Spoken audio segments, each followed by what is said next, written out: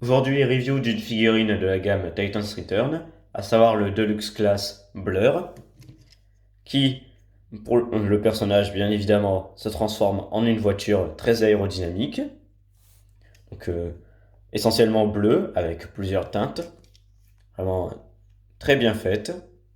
On a forcément les réacteurs à l'arrière, l'antenne caractéristique du personnage, l'avant très plat avec un logo Autobot bien évidemment, le canon alors qui sera en fait l'arme du robot, mais qui peut quand même se mettre simplement à cet endroit.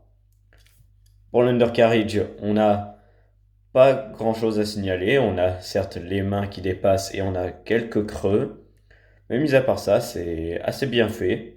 On a quelques roulettes pour que la voiture puisse bien rouler. En même temps, pour une voiture aérodynamique, il a intérêt à être rapide. Bien évidemment, le gimmick de la gamme avec les cartes, donc avec toujours l'artwork du personnage. Les figurines Deluxe, Voyager et Leader ont la particularité d'avoir un artwork qui les montre avec leur Headmaster qui s'apprête à se mettre tout simplement sur le corps. On verra ça plus tard sur la figurine. On a bien évidemment le nom du personnage, la gamme. À l'arrière, on a toujours les statistiques. Alors on a dans un premier temps celle du personnage sans son Headmaster. Puis, donc dans le cas de Blur avec le Headmaster Hyperfire, on a différentes statistiques qui s'ajoutent au robot. C'est vraiment pas grand chose, encore une fois, c'est juste un petit truc comme ça.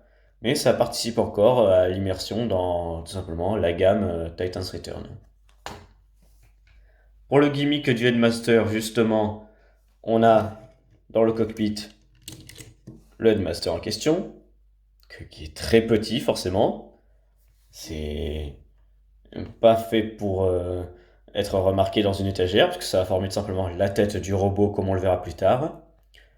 Mais c'est assez bien pensé, donc il peut s'accrocher à plusieurs endroits, comme ici. On a des pegs pour le faire tenir. Voilà. Alors, c'est pas fait bien évidemment dans ce cas-là pour être mis ici, c'est fait pour aller dans le cockpit. Mais en soi, ça marche plutôt bien. On a d'ailleurs un petit mode caché. En effet, on va devoir simplement enlever l'avant de la voiture. Pour ça, on écarte les côtés. On récupère le capot. Alors, à tirer bien fort. Voilà, simplement. On peut remettre ensuite les pièces de la voiture ensemble. Comme ceci. On libère simplement cette partie. Ça va former tout simplement un petit vaisseau pour le Headmaster qui va simplement pouvoir loger dedans et utiliser le canon pour attaquer les Decepticons. Alors, on peut l'utiliser comme un véhicule indépendant ou alors l'accrocher à Blur et faire un peu comme une sorte de sidecar. Le gimmick en soi est très simple, ça consiste juste à remettre les pièces à différents endroits, mais ça marche, c'est rien de méchant. Si vous avez plusieurs figurines, vous pouvez les accrocher tous ensemble, ça peut faire un truc vraiment sympa. Pour la transformation, alors, on va mettre tout ça de côté. On prend les côtés, qu'on a déjà séparés pour récupérer tout simplement le sidecar, qui formait à la base le capot. On ouvre le cockpit, on rabat ce qui formait tout simplement le siège du Headmaster à l'intérieur. On prend cette pièce qu'on ramène dans le dos. Pour l'arrière de la voiture, on va dans un premier temps déployer les pieds. On ouvre l'undercarriage. On fait sortir les cuisses. C'est sur plusieurs articulations comme on peut le voir. On sépare. On prend l'antenne, on la met à l'intérieur et on referme. On met les bras dans le bon alignement. On prend cette pièce qu'on va ramener à l'arrière pour libérer la main. On fait pareil de l'autre côté. On prend ensuite le Headmaster qu'on va replier sur lui-même.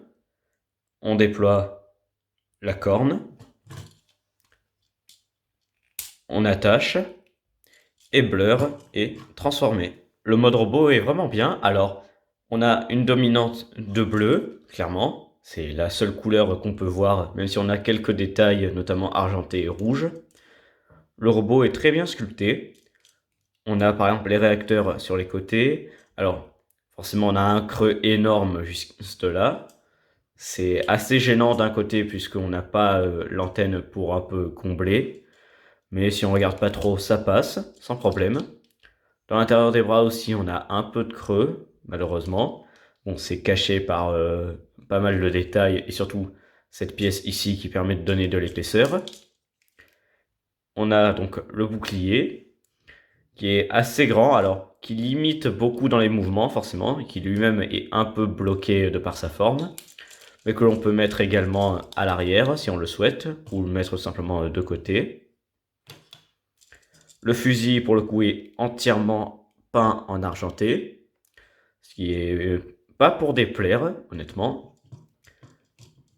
C'est une arme typique pour le personnage forcément, qu'il peut tenir et utiliser dans différentes poses, que là pareil bien pensé, même si le personnage aujourd'hui souffre d'un manque d'articulation notamment au niveau des jambes, il reste pas moins posable. On a notamment la tête qui grâce au gimmick du Headmaster est très mobile, alors sauf pour regarder en bas et en haut malheureusement. Le bras peut faire à 360 sans problème, de même pour le coude. La main est articulée, très bien fait. En même temps, ça reste simple. On a des ball joints aux hanches, donc pareil, beaucoup de possibilités pour les mouvements. Les genoux qui vont à plus de 90 degrés, et pour les pieds, comme je l'ai dit, pas d'articulation. Alors, on a ça qui est dû à la transformation, mais ça reste quand même assez pauvre. En guise de conclusion, eh bien, je dirais que ce Blur est une bonne figurine. Alors même si aujourd'hui il est clairement dépassé, notamment par le Studio Series 86, il reste quand même une bonne représentation des Titans Return, en tout cas pour les Deluxe. C'est une figurine plus que correcte, déjà pour l'époque elle était pas mal appréciée, donc je vous encouragerai à le prendre, pas pour le personnage, mais plus pour le jouet en lui-même, et surtout pour le gimmick du Headmaster et du véhicule. Donc voilà, à prendre d'occasion si vous pouvez, pour un petit prix quand même, puisque aujourd'hui il est clairement limité, notamment donc pour les articulations et même pour le travail global qui a été fait dessus. Mais ça reste une valeur sûre. Sur ce, on se dit à une prochaine pour une nouvelle review. Allez, salut!